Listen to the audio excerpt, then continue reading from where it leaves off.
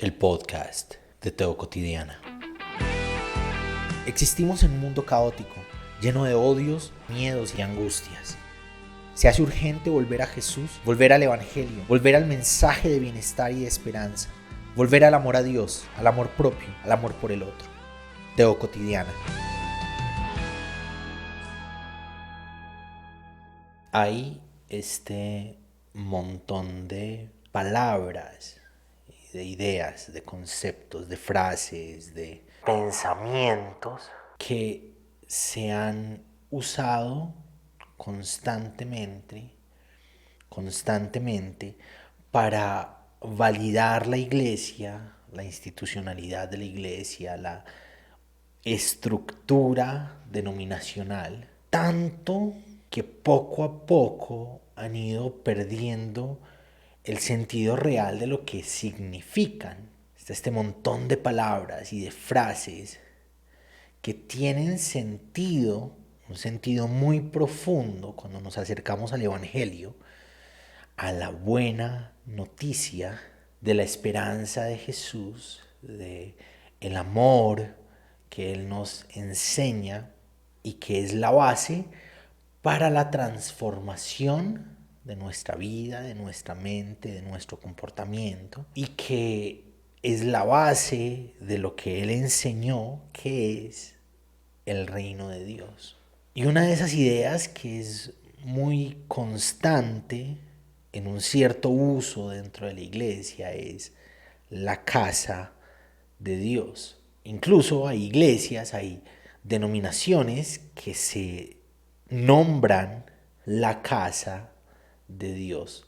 Y no para invitar a la reflexión de esa frase, no para invitar a que estudiemos los contextos bajo los cuales se dan a luz ideas como la casa de Dios, sino para determinar, para generar esta idea, esta sugestión de que al asistir, al ir a ese lugar, estamos yendo a la casa de Dios. Dios vive ahí. Para encontrarnos con Dios debemos ir hasta allá cada X tiempo que esté dentro de la programación cronológica de esa denominación o de esa iglesia local.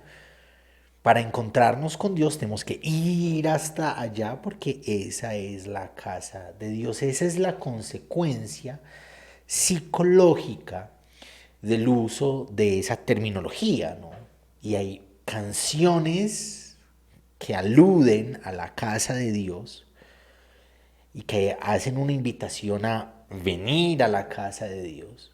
Y se está refiriendo específicamente a la iglesia local. Son canciones para los domingos, para que los domingos se canten, ven conmigo a la casa de Dios, haremos fiesta en honor de aquel que nos amó. Hay una sugestión constante que tiene una consecuencia psicológica que tiene que ver con que la iglesia, las personas, los feligreses entiendan que la casa de Dios es a donde vamos dentro del marco de los cronogramas, de la programación de una iglesia local. Entonces, ir a la iglesia es ir a la casa de Dios, es ir a encontrarse con Dios. Y eso tiene un bache, por lo menos desde el otro lado, desde la otra cara de la moneda. Cuando nos acercamos al texto y nos damos cuenta de a qué le llamaba Jesús la casa de Dios, a dónde apunta el Evangelio, que es la casa de Dios. Que de entrada no es el templo. De entrada, Jesús se antepone a una tradición que pone al templo el lenguaje, el vocabulario esencial con el que se nombra al templo y todo lo que el templo representa y todo lo que significa asistir al templo, todos los rituales que están enmarcados en el templo y en sus estructuras y en sus representantes y en su administración, apuntaba a que esa era la casa de Dios, y Jesús plantea una mirada alternativa que no contempla al templo, que no entiende al templo como el lugar único y exclusivo, privado, donde Dios habita.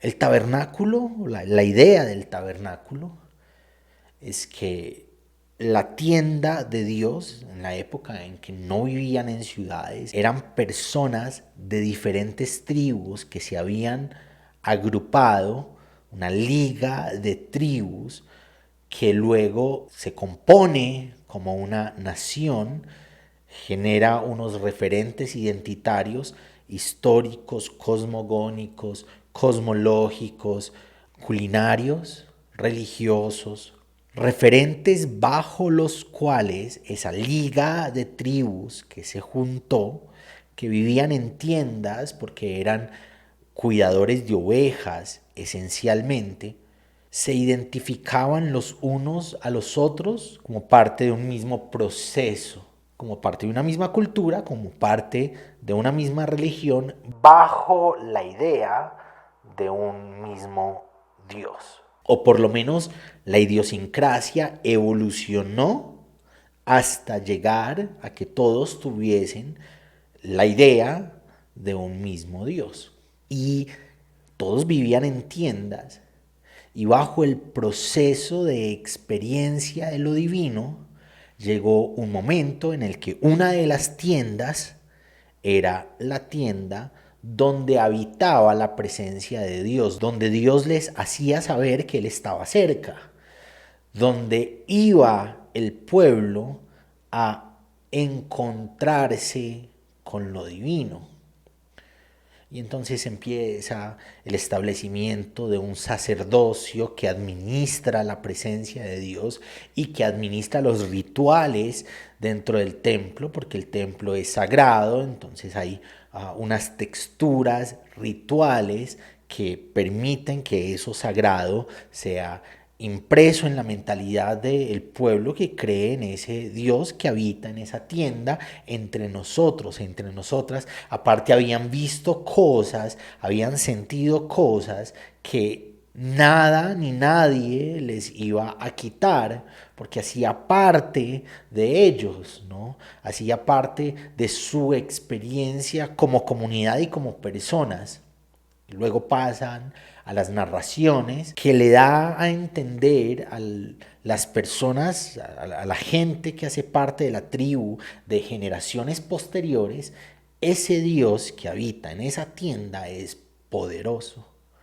Ese Dios que habita en esa tienda es nuestro Salvador. Es un Dios guerrero, es un Dios fuerte, es un Dios que nos alimenta, es un Dios que en medio de los momentos difíciles nos ayuda, nos apoya, nos sustenta, nos sostiene, nos representa. Y esa tribu, esa agrupación de tribus, esa liga de tribus, en algún momento llega a la ciudad, se convierten en una sociedad urbana, y dentro de esa realidad urbana de sociedad hacen una casa, la versión del tabernáculo, de la tienda donde Dios habita, donde la presencia de Dios se manifiesta, hacen una versión del tabernáculo a la forma de las nuevas casas urbanas que tienen otra composición, ¿cierto? Y levantan el templo. Entonces, en la mentalidad judía, ese es el templo, esa es la casa de Dios. Ahí habita Dios. Dios ocurre a través de los administradores de la religión del templo, a través de quienes administran el ritual. Dios ocurre en el ritual. Dios está presente en los cronogramas, en las festividades que antemano se han organizado y se han puesto en la ley, en los estatutos del pueblo. Estas son las fiestas, estos son los ritos, estas son las celebraciones del templo y todos los judíos debían cumplir con esas celebraciones del templo y Dios ocurría ahí. Pero con el paso del tiempo, y nos damos cuenta en el profetismo, el templo dejó de representar lo que debía representar. Quienes administraban la religión del templo, quienes estaban a cargo del ritual del templo y de los cronogramas, empezaron a vender su lugar en el pueblo como representantes de la manifestación de Dios, representantes del ritual, como personas de una categoría mayor que los demás, porque estos son los que están más cercanos a Dios, porque están más cercanos al templo. Empezaron a vender su capacidad de incidir en las personas a las estrategias geopolíticas, tanto de los reyes judíos como de los reyes de otras partes. Hicieron parte de la cadena de poder. Una cadena de poder que estaba tomando decisiones que hacía que la gente viviera en malestar. Los pobres estaban siendo más pobres, cada vez más pobres. Los ricos pues estaban tomando decisiones que les hiciera cada vez más ricos, cada vez más cercanos a no perder el poder. Y el templo viene a ser reconocido por la corrupción de los administradores del templo. Incluso los esenios, o una parte de los esenios, son una agrupación de personas que creen que hay que separarse del mundo, de la realidad social, de la realidad religiosa, porque se ha corrompido. Son algunos quienes, al parecer, quienes fundan o quienes promueven este tipo de vida, este estilo de vida, son personas formadas para el sacerdocio, que encuentran que el sacerdocio se ha corrompido y se van, algunos al desierto, en comunidades pequeñas, creando un ritual, una idea de lo divino, en contraposición a lo corrupto que se había convertido el templo, los representantes del templo, y por lo tanto el ritual y por lo tanto todo lo que el templo representaba. Pero en Jesús se modela una realidad de casa de Dios diferente a la del templo. En Jesús, la privatización de Dios en el templo se desvanece. En Jesús Dios se hace público, no está atado, no está enmarcado, no está limitado a un solo lugar, a una sola realidad ritual, a una administración específica de los rituales con los que las personas se acercan a encontrar sanación, encontrar perdón, encontrar aceptación de parte de Dios para sus vidas. En Jesús se levanta un proceso de aprendizaje en el que las personas pasan de su realidad ritual, en donde el templo es el lugar central, el eje de la espiritualidad, el eje de la creencia, y se emprende un camino con Jesús en el que entendemos que la casa de Dios somos nosotros.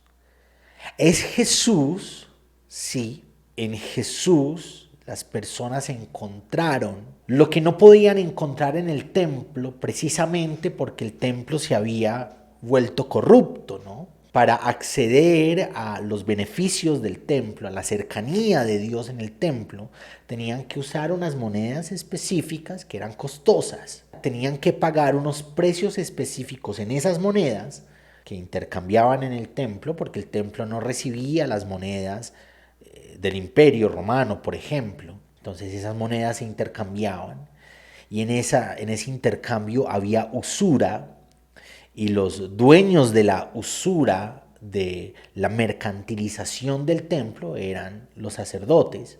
En Jesús todo eso a lo que las personas de escasos recursos no podían acceder, por ejemplo, por falta de dinero para poder costear los rituales de sanación, los rituales del perdón, los rituales de aceptación.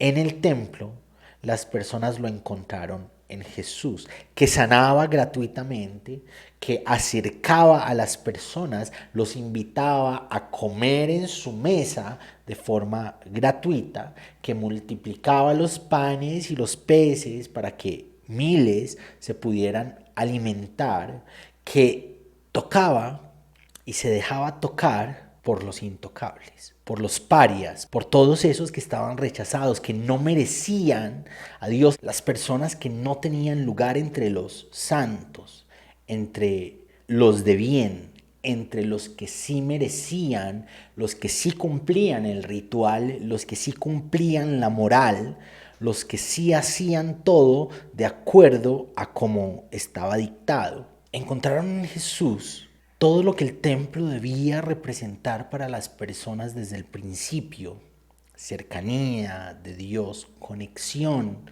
con la divinidad en primera instancia, pero también cuidado, alimento en medio del hambre, sanación en medio de las enfermedades, bendición, bienestar, y que había dejado de significar hacía mucho rato.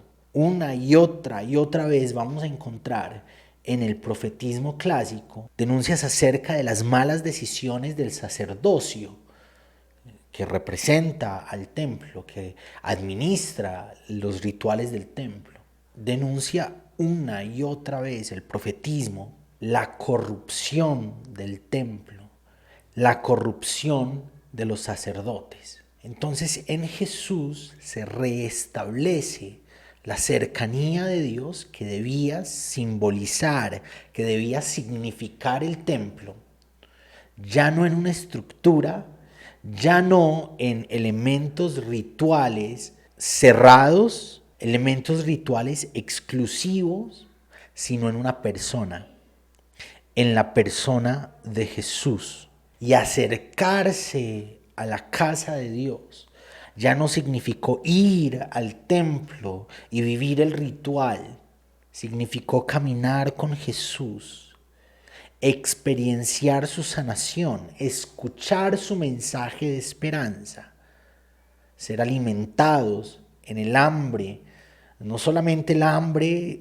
del estómago, que era completamente válido y que Jesús sí alimentó de forma gratuita, sino también el hambre de libertad, de saber que hay algo más allá dentro de las realidades específicas y dolorosas que estaban viviendo las personas en sus rutinas cotidianas. Y más adelante se va a decir de Jesús que Él es la casa de la plenitud de Dios. Y entonces casa de Dios es vivir a Jesús.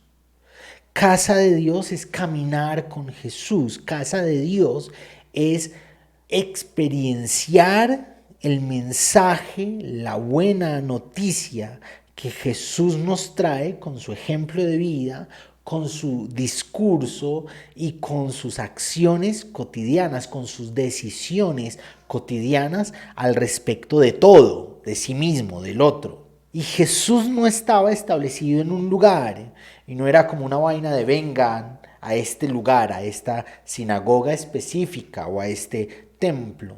Jesús no se estableció, ni siquiera su nacimiento fue en la ciudad del templo. Su nacimiento fue lejos de cualquier idea del ritual, el establecimiento, cualquier idea de la estructura religiosa de su época, lejos de lo que todos estaban esperando, de una forma que era totalmente disruptiva de lo que se esperaba de un Mesías al momento de nacer, al momento de crecer. No creció como rey, no creció como sacerdote, no creció como un maestro de la ley, creció como un campesino judío de una familia pobre, aprendiendo el oficio de ir a buscar el pan diario para encontrar, para ganar con el sudor de su frente el pan de cada día.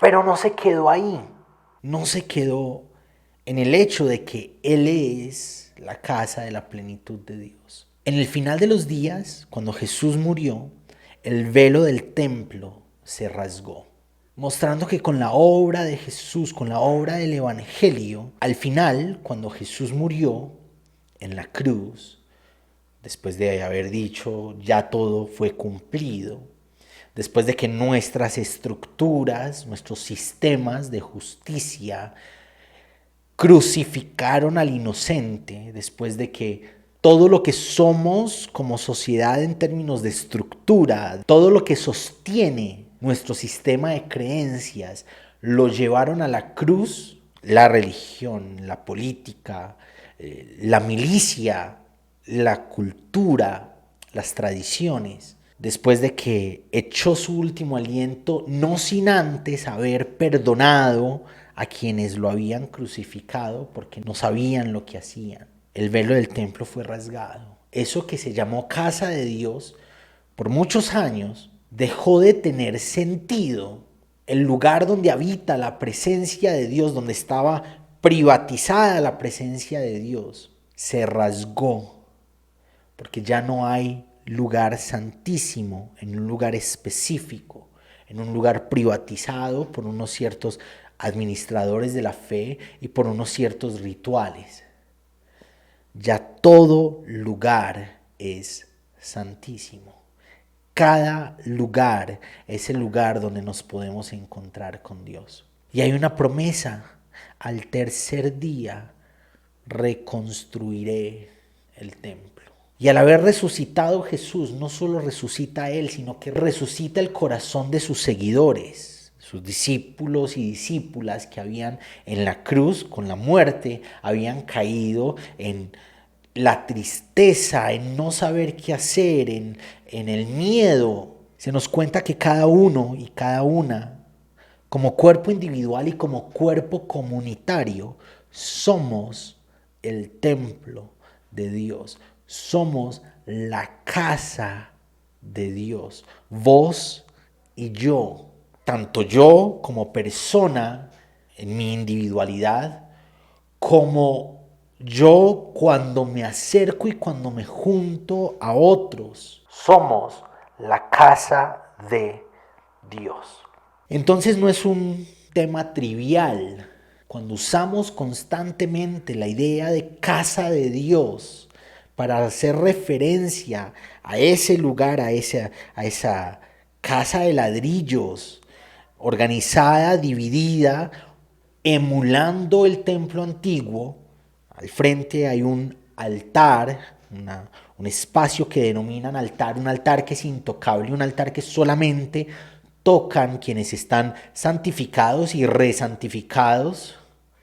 No, nadie que tenga algún rumor de mala fama puede medio tocar con la punta del dedo ese lugar porque lo contamina. El lugar santo donde todo el mundo está y canta al son de la música que están tocando en el lugar santísimo, y los atrios, que es donde la gente llega y se saluda. Pero el templo no tiene vigencia. El templo como lugar, como estructura, como una ubicación espacial, no existe. El velo se rasgó. La obra del Evangelio mostró que el templo no tiene razón de ser. El templo somos vos y yo, viviendo cada día en la intención de seguir a Jesús, de vivir a Jesús, de encontrarnos los unos con los otros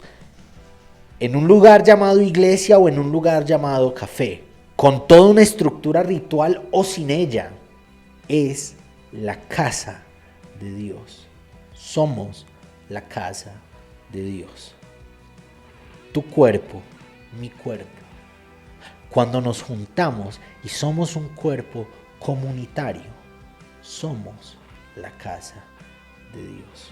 Y esa idea se pierde, esa idea se vuelve etérea seguimos yendo a la casa de Dios, a buscar a Dios allá, en la iglesia local, en el ritual, en el sermón.